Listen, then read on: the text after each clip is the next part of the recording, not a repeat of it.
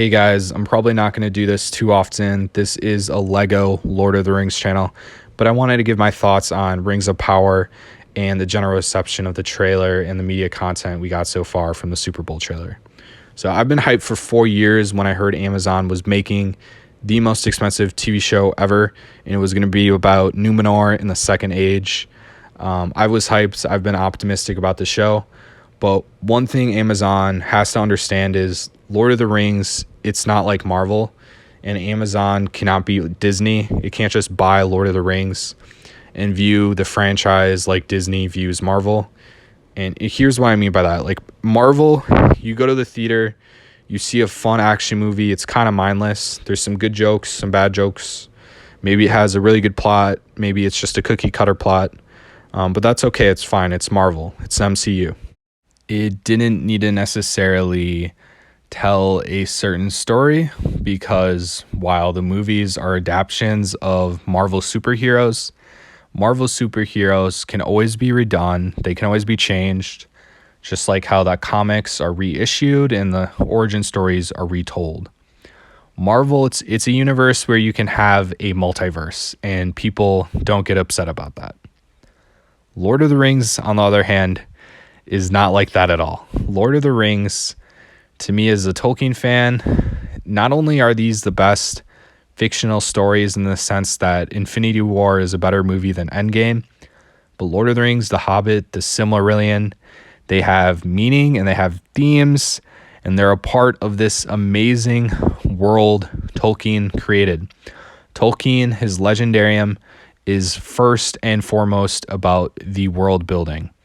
Tolkien set out to write a mythology for England using his knowledge of other historic mythologies and how those were shaped and understood by whichever people groups they belong to. So little tweaks to the Legendarium matter immensely.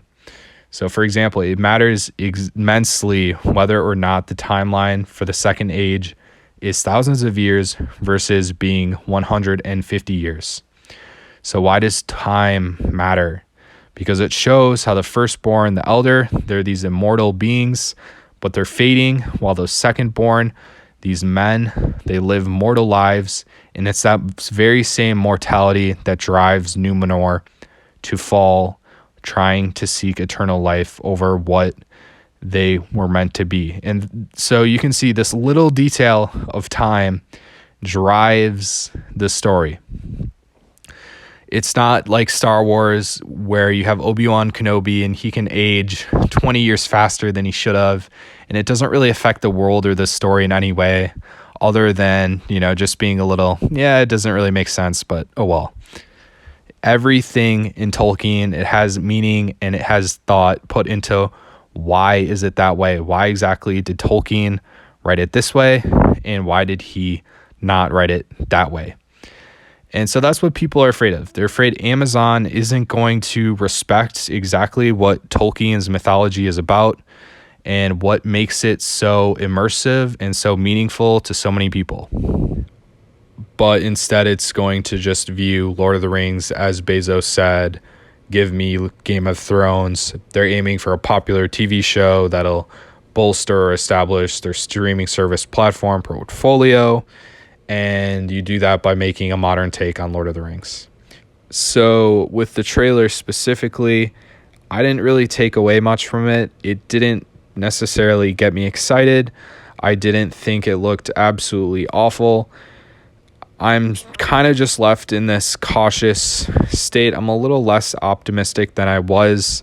I think a large part of that being due to Star Wars and how Disney has been treating that as of late. But I'm still looking and hoping that the show will be amazing, really good, and we get some Lego sets. That'd be amazing. But let me know your guys' thoughts on what we've seen and heard so far from the trailer, the Vanity Fair article, and whether or not you guys are optimistic or maybe feeling a little more pessimistic after some of the stuff we've seen.